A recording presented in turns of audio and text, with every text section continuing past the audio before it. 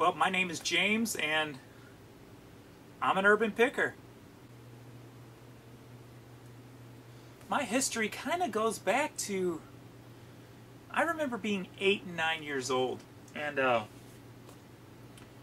my mom used to dumpster dive, and she would take me to be the person to jump and dive in the dumpsters, and it didn't go well with, at school when people at school found out I was a dumpster diver. I mean, I got teased a lot.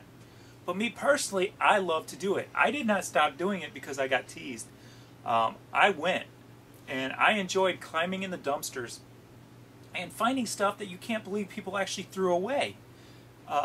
It was amazing, the stuff that you could find for free. And my mom would, every other weekend or so, she would take this stuff and she would hit up an auction and she would sell it. And me coming from a family that didn't really have any money, and then having this extra money to buy me a coat, I remember getting a coat I wanted, and it wasn't a problem. I mean, that was, wow, mind-blowing as a kid to be able to, all your life have nothing, and then to be able to have a little something just because you dived in a dumpster and you found something somebody threw away. And so it always amazed me and always stuck with me.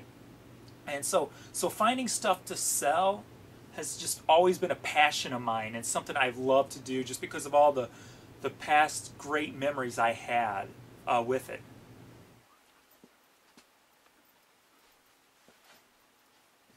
I remember as a kid I used to set a little area up out at the end of my yard at the back alley of the neighborhood we lived in. And I would sell things that I had found or that were mine to make some money. And I remember a neighbor friend of mine, a guy I grew up with, Steve, he actually gave me an old bike he had laying around from when he was little. I was probably about 10 years old, 10, 11 years old at this time. And he gave me this old Western Auto, Western Flyer bike. Had the hard tires on it. And that bike was way outdated, nobody rode it, and it was trashed. And I had like 2 bottles of spray paint that I found in a dumpster, and one was purple and one was gold. So I took this purple paint and I literally painted the whole bike purple, tires and all.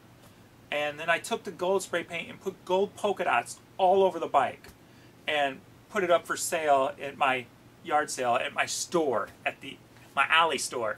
And one day there was this guy who walked through the alley and he goes, "I want that bike, how much?" And I told him 20 bucks. Sure enough, he handed me 20 bucks, said he'll be back to pick it up. He came back in a car and put it in his trunk and drove off. So I made 20 bucks out of a pile of junk.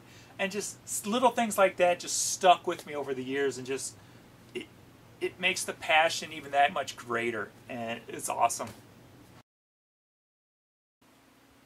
One of my mottos is you can make money anywhere you are. No matter what store you're in, you can find something to make money on. Obviously, the first thing you need is a smartphone. That's the biggest key behind knowledge to be urban picking in the city, picking where there's a cell phone tower. And that's pretty much everywhere nowadays. So a smartphone is definitely the most key essential item you need in this day and age. Now personally, I can give you a couple of different examples on big box retailer clearance items. The first one I'll give you, I've been doing it for the last 2 years. It's about time for me to go and do it again this year. And that is with Kmart. What they've done the last couple of years that I've noticed, they might have done it longer, is after Halloween they start marking down their Halloween costumes. They do end up marking them down all the way down to 90% off. So you can get them for $1.50 to $2 a piece. So if you hit it at the right time, do your work, you keep your eye on them, you could walk out of there like I have in the last 2 years, where you literally, with a truckload, truck as in SUV, load full of costumes that you've paid $1.50, $2 for, and you can put them up in your store or sell them. Me personally, put them up in my eBay store, and you sell them for $20, $25 a piece, and people will buy those all year. My biggest tip that I learned last year is stick with the name stuff. Your Star Wars, your Toy Stories, don't get the generic ones. I'm still sitting on, personally, a lot of generic ones from last year that aren't moving. So I'm going to flip those quickly and cheaply on another site I use besides eBay. And I'll give you that tip in another episode. But so always keep an eye on Kmart and their Halloween costumes until they change things. You never know. Sometimes they change things, so you might sit on them until next year. But as of right now, at least last year, that was one thing that I did. There's two different things with Target clearance that I use. I use the ones where I can flip it now, and then I also use the ones that have the stuff that you need to sit on for some time. Me personally, I like both of them. I like, you can't put all your eggs in one basket is the way I try to look at things. So I like to find things that I can flip fast, and I also like to find things that, you know, I have to sit on for a while. Finding things that you flip fast is obviously key. You use your smartphone, see what it's going for now, you put it up, flip it. Then there's stuff like this stack I got right here, which is stuff that I just found that I didn't even remember purchasing. They came out in 2001, so I'm guessing I got them around 2002 on clearance, is my guess. 2002, 2003 probably. I put them in a box and put them in storage and forgot about them. I paid $4.90 a piece for them at the time, and now they go for, you know, $25 to $30 a piece. That isn't a big return for the length of time that they've been in stock, but it's still a return, and I didn't missing the 35, 40 bucks that I had stored away, so to speak. And they were some old Transformers. They came out in 2001. I paid $4.90 a piece for them. I bought like 7 of them. You know, bought multiple pieces of different ones and things, what have you. And they've just been sitting in storage. So now I can throw these up. Christmas time's coming up. They should move pretty quick. And, you know, making, you know, 20 bucks, $20 to $25 a piece off of each one of them, you know, it's pretty nice. So there's two different ways of looking at big blocks at Target clearance items. So one of the things I like to do personally is shoes. I collect shoes, so I love buying and selling shoes also. So the Nike clearance stores, if you hit them at the right time and the right stores, you can do really well. You're going to have to do the, you know, the legwork to find out what are the good stores and what have you.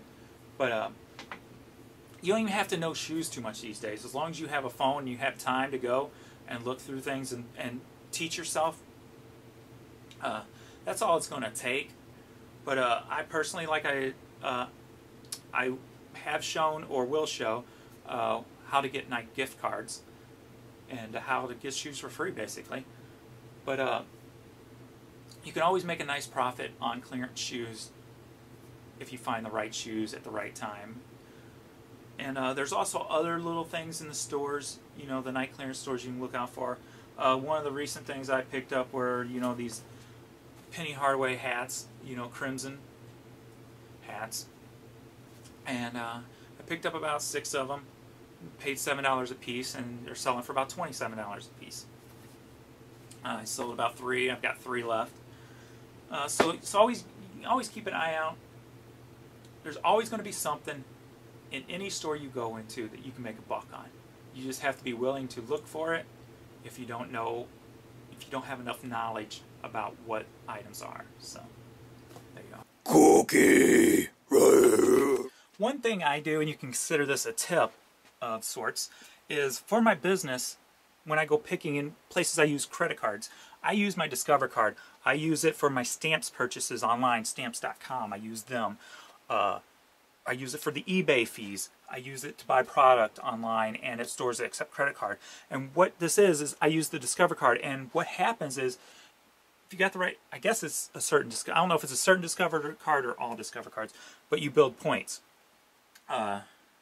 Those points you can convert into gift cards and things like that on Discover website. So I take all my points that I gathered from spending all this money on this one credit card, and I convert them to Nike.com or Nike Clearance Store gift cards.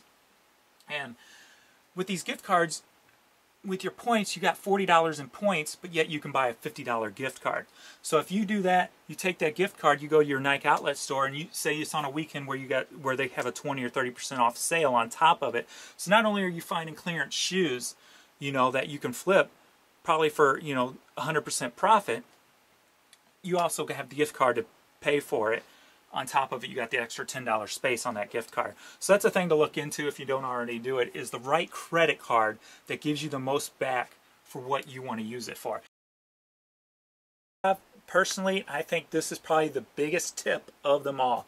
If you're into, you know, buying and finding things to buy and sell, and is make communication, make networking, talk to people, get to know people, make friends.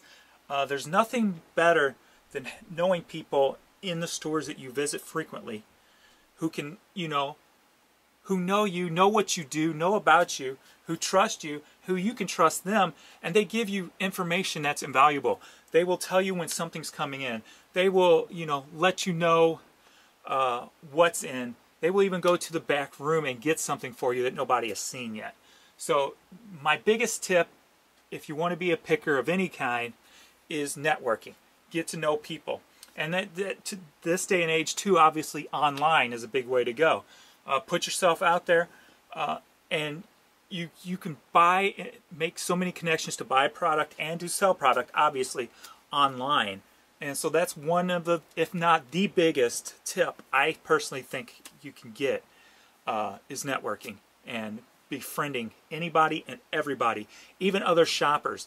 Because even if I've come to there's been many cases in the past where a shopper will give you something out of the cart because they know that you would be looking for it, that you would like it, and that maybe you were going to come into the store that day. So befriend everybody and anybody you can, and that's probably my biggest tip.